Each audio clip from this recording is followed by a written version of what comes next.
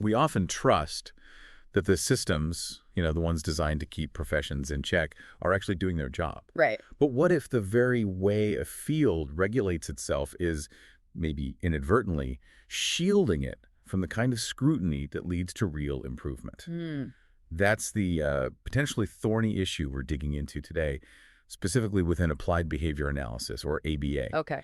We'll be examining a really compelling argument for a fundamental shift in how ABA ensures accountability. Exactly. We're going to be exploring this idea of an OSAC for ABA. It's a concept championed by Dr. Jaime Hoerricks. OSAC for ABA. Yeah, and ABA, as you know, it's a widely used approach, particularly in supporting autistic individuals. So it's a field where questions of best practice and accountability are incredibly important. Hugely important. And Dr. Hoerricks proposes, looking to this model, the Organization of Scientific Area Committees, OSAC. It came out of forensic science. Forensic science, okay. Yeah, as a way to build greater transparency and reliability in a field with, profound consequences. Right. And our roadmap for this deep dive is Dr. Hoerricks' article. If you wanted an OSAC for ABA, why radical transparency terrifies the behavior analysis industry. It's not a bold title. It really is, and the article lives up to it. It really digs into why the ABA establishment might be wary of external oversight and, what a truly accountable system could look like. So our goal today is basically to understand the core of this argument, see how it stacks up against that forensic science OSA model, Right. and ultimately give you a clear picture of a pretty significant conversation happening within the field right now. Let's do it. So let's get right to it. What's the crux of the issue Dr. Hoerricks sees with how ABA currently operates? Well, the central point the author makes is that ABA's existing self-regulatory mechanisms, things like peer review, for example, they might inadvertently prioritize, let's say, maintaining the status quo and protecting the field's reputation over encouraging genuine critical self-examination. Okay, so more about reputation management than real critique. It's almost framed that way, yeah. As if the system is kind of designed to police critique from within, rather than actively inviting it. And this naturally leads us to a pretty fundamental question. If the current internal checks aren't as robust as they could be, what would a truly accountable system look like for ABA? And maybe more pointedly, why might there be resistance to moving that way? Right, and this is where that OSAP model from forensic science offers a really interesting parallel. It does. So for those of us who aren't forensic science experts, can you give us a quick rundown? What is OSAC? Why is it relevant here for ABA? Yeah, absolutely. What's fascinating here is the context. OSAC, it was established basically in response to some pretty significant concerns, even scandals, around the reliability and validity of certain forensic science practices. Okay, so it came out of problems. Big problems. And the National Institute of Standards and Technology, NIST, that's a non-regulatory federal agency focused on scientific standards. Right, NIST. They played a key role in creating this Organization of Scientific Area Committees, OSC. The whole aim was to bring much-needed transparency, incorporate rigorous scrutiny from a variety of scientific disciplines. Not just forensic scientists looking at forensic science. Exactly. And ensure public accountability in a field where the outcomes, think criminal investigations have huge implications for people's lives. Absolutely huge. And a core belief really behind OSAC is this. When a field's methods have such a direct impact on individuals, those individuals and their advocates need to have a real voice, a seat at the table in shaping how that field operates. That idea that those affected should have a say feels really significant. So if we were to translate that OSE approach to ABA based on Dr. Hoerricks' analysis, what are some of the key structural changes or principles? What would need to be in place? Right, what are the ingredients? Yeah. Dr. Hoerricks highlights several crucial elements. First, the need for neutral government-backed anchoring that's seen as paramount. Neutral anchoring. Meaning, like OSAC's placement within NIST. NIST's main job is scientific integrity, right? It's not promoting the forensic science industry itself. Got it. It's separate. It's separate, and that's quite different from ABA, where standards are largely set by professional organizations like the BACB, the Behavior Analyst Certification Board, or accreditation bodies like BHDOE, the Behavioral Health Center of Excellence, or even academic groups within ABAI, the Association for Behavior Analysis International. So groups within the field. Exactly. These are all entities with, a vested interest in the field's growth and acceptance. The argument here is that to truly earn public trust, the oversight needs to come from a neutral public source, not from inside the house, so to speak. That makes a lot of sense. I mean, Yeah. if the organization setting the standards also benefit from them, yeah, potential for built-in bias. Right. Okay, what's another key feature of this proposed OSACs for ABA? The second critical component is balanced stakeholder governance. Balanced governance, okay. In OSAC, no single group gets to dominate decision-making. The structure actually mandates representation from scientists, statisticians, judges, defense attorneys, ethicists, public advocates, a real mix. Wow, that's broad. It is. And this contrasts pretty sharply with current governance structures in ABA. Organizations like, say, the BACB, BHCOE, ACQ, even CASP, the Council of Autism Service Providers, they tend to be heavily composed of provider executives and behavior analysts themselves. So mostly insiders again? Mostly insiders. Dr. Hoerricks points out the often limited or sometimes completely absent representation of autistic adults themselves, disability rights lawyers, medical ethicists, other crucial perspectives. The vision here is really for the individuals most impacted by ABA to be genuine partners in defining what good practice looks like, not just, well, recipients of it. The lack of those diverse voices, especially autistic adults, in setting the standards, that seems like a really fundamental point. That's central to the argument, yeah. What other elements are crucial to this OSAC for ABA idea? Okay, the third vital element is about open public comment and transparent revision cycles. Transparency again. How does that work? Well, OSAC has a system where draft standards are released for public feedback. Every comment is recorded, logged. Every single one. Yeah, and the reasons for any revisions or why a comment wasn't adopted are clearly documented. It's all out there. Okay. And this level of transparency, it stands in pretty stark contrast to how many ABA standards seem to be developed. For example, the article mentions that access to CSP's practice guidelines reportedly requires a paid membership. Ah, so not fully public then. Not in the same way. And for many ABA standards, while feedback might be solicited, the process isn't always clear about, who gave the feedback, what the specific criticisms were, and exactly how those criticisms shaped the final version. Right, you don't see the sausage making. Exactly. The argument here is simple. True accountability requires open records. It requires a clear demonstration of how external input actually shapes the field's guidelines. That makes sense. Yeah. Being able to see that evolution, how standards change based on feedback. Yeah, that would build more confidence. Okay, what's another key difference? The fourth crucial distinction is the separation of standards development from accreditation. Ah, splitting those two things up. Yes. In forensic science, OSAC focuses only on creating scientifically sound and ethically defensible standards. That's its job. Okay. The actual process of accreditation, verifying that labs and practitioners are following those standards, that's handled by independent bodies. The article mentions ANE, the ANSI National Accreditation Board, as an example. So one group writes the rules, another group checks if people are following them? Precisely. In ABA, organizations like BHCOE often wear both hats. They develop their own set of standards, and then they offer accreditation for a fee to providers who meet those same standards they created. I see the issue. Yeah, it creates a potential conflict of interest, doesn't it? Yeah. The organization's financial success might be tied, at least partly, to how many accreditations they award using their own standards. Right, rather than just the quality of the standards themselves. An OSAC model would treat standard setting as a matter of public interest, completely separate from the business of accreditation. That dual role definitely raises a flag. Okay, finally, what's the last key component Dr. Hoerricks emphasizes for an OSI for ABA? The final point is the necessity of cross-disciplinary scrutiny. Bringing in outside eyes. Exactly.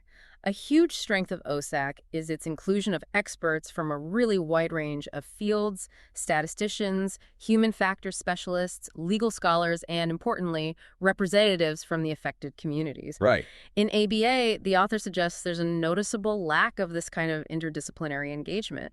Reviews and standards are often primarily developed and assessed by, other behavior analysts. Okay. Perspectives from fields like, say, trauma psychology, developmental linguistics, statistics, and, again, critically, autistic adults themselves. They're often absent or perhaps marginalized. So it stays within the ABA bubble, so to speak. That's the concern raised, yes. This insularity, it's argued, might be necessary to maintain the field's current ways of thinking, but it also limits its ability to critically evaluate its own assumptions and potential blind spots. Like building a house where everyone uses the same slightly flawed blueprint. That's a good analogy. If there's a weakness in the foundation or a blind spot in the builder's collective expertise, The whole structure could be compromised, but maybe no one inside sees it because they all share the same perspectives and reference points. Okay, so when you put all these pieces together, the lack of neutral oversight, the unbalanced governance, limited transparency, Yeah. the combo of standard setting and accreditation, and this insularity, Yeah. it starts to paint a clearer picture of why Dr. Hoerricks believes the ABA industry might resist this kind of radical transparency. What are the main underlying reasons proposed for this resistance? Dr. Hoerricks suggests several interconnected factors. First, the financial implications are pretty considerable. Money. Always a factor. Right. ABA is a substantial industry, billions of dollars. It's heavily reliant on insurance mandates that often position it as the primary, sometimes the only covered, intervention for autistic children. Okay. So, independent external scrutiny that potentially uncovers systemic issues. Well, that could jeopardize those mandates, couldn't it? It could erode public trust, maybe even lead to costly legal challenges. So maintaining the current narrative is financially crucial. That's the argument. Second, there's a significant cultural element. ABA has historically emphasized observable behavior, compliance, externally defined goals. And this focus might inherently clash with principles like internal accountability, meaningful consent, individual autonomy, and truly participatory ethics. Shifting from a model where individuals might sometimes be viewed as subjects or targets of intervention to one where they're genuine partners, well, that represents a pretty fundamental cultural shift for any field. Those financial and cultural elements definitely seem like powerful drivers. What else might contribute to this resistance? Politically, you have established trade associations like CASP and ABAI. They wield considerable influence, right? Lobbying efforts, maintaining ABA's dominant position within autism services. Okay, the political power structure. Exactly. So empowering self-advocacy movements or incorporating critical voices directly into the standards writing process that could directly challenge these political alliances. It could disrupt the perhaps carefully cultivated perception of widespread agreement and support for current ABA practices. Undermining the appearance of unanimity. Perhaps. And finally, there's what the author terms epistemic fragility. Epistemic fragility, what does that mean? It basically suggests the field often relies on a network of self-referential citations. Behavior analysts primarily citing the work of other behavior analysts. Ah, that echo chamber idea again. Sort of, yeah. It can create a closed loop of validation. External interdisciplinary scrutiny could potentially expose weaknesses in this foundational knowledge base. It could force the field to grapple with long-standing, maybe uncomfortable questions about potential harms and whose perspectives, whose knowledge truly counts. Wow. So it sounds like this potential resistance isn't just about protecting reputations. It's about safeguarding the very infrastructure, the financial, cultural, political, even the knowledge base of the field as it currently exists. It seems to be the core argument, yes. So given all these potential hurdles, what does Dr. Hoerricks actually envision as the positive outcome? If ABA did embrace this radical transparency, what would this independent standards board for behavior analysis actually look like in practice? The author envisions a pretty fundamental transformation, really, this independent standards board. Yeah. It would be anchored within a neutral public agency, maybe like the National Institutes of Health, NIH, or the Administration for Community Living, ACL. So getting that neutral grounding first. Yes, providing a level of impartiality that's maybe lacking now. And critically, it would prioritize genuine partnership, ensuring autistic adults, trauma experts, disability rights attorneys, developmental psychologists, statisticians, that they hold significant, equitable roles in decision-making. Not just advisory roles. No, real roles. With potentially limitations on the proportion of behavior analysts on standards writing committees and maybe mandatory autistic majority advisory councils. That's a big shift in power dynamics. Huge. And public comment periods would be truly open, their feedback meaningfully integrated into final standards with transparent documentation showing how comments were actually addressed. Right, closing that feedback loop publicly. Exactly. And as we discussed, the development of standards would be completely separate from accreditation and enforcement. You'd have independent quality assurance bodies handling the accreditation processes. Yeah. The overarching goal, really, is to fundamentally reshape ABA into a field that is truly accountable to the individuals and communities it serves. That sounds like a really significant shift in power, in priorities. Dr. Hoerricks emphasizes the importance of even just imagining this future. Why is that act of envisioning it so critical? Well, even just picturing an OACE for ABA provides a crucial benchmark, doesn't it? A kind of yardstick against which we can assess the current system's shortcomings. Managing the gap. Exactly. Not just in terms of, say, measurable outcomes, but in the fundamental principles guiding the field. It underscores that accountability isn't some obstacle to scientific progress. It's actually an essential foundation for it. Right. Science needs scrutiny. Absolutely. And moreover, it paints a picture of a future where autistic voices aren't just, considered as an afterthought, but are central in defining the very standards that profoundly affect their lives, their well-being, their dignity. Hmm. Ultimately, this push for radical transparency, as framed here, is about ensuring that the pursuit of behavioral interventions doesn't inadvertently come at the cost of individual dignity and, well, authentic autistic existence, preventing collateral damage, perhaps. That's a really powerful way to put it. The author also includes a sidebar, drawing lessons from other fields that have faced similar challenges. What are some of those examples? What insights do they offer? Yeah, the sidebar provides several compelling parallels. The CSI effect in forensic science. Oh, yeah, I remember that. Right. While it initially boosted public confidence, it ultimately contributed to a demand for more rigorous, independent oversight, which, despite resistance from within the field, led to the formation of OSAC. So public pressure eventually worked. It was a factor. Then there's the open notes movement in medicine, where patients successfully advocated for access to their full medical records. That shows the power of those directly affected, driving transparency. Patients demanding access. Exactly. And the reproducibility crisis in psychology serves as a pretty stark reminder of how a lack of external scrutiny and, well, a degree of insularity can really erode trust in a field's findings. Right, when studies don't replicate. Yeah. So the overarching lesson here seems to be that closed systems, regardless of their intentions, probably can't indefinitely ignore or resist the consequences of their unaddressed flaws. Change comes eventually, one way or another. That's the suggestion. The author implies ABA is likely subject to this same dynamic. It will need to adapt and evolve, or perhaps risk being forced to by external pressures down the line. It seems like the push for greater transparency and accountability often comes from outside the established structures themselves, doesn't it? Often, yeah. Okay, so to bring our discussion towards a close, what are the key final thoughts that Dr. Hoerricks leaves us with in the article? What's the main takeaway? The author concludes by really reiterating the core argument. The absence of an OSU-like structure for ABA isn't seen as accidental.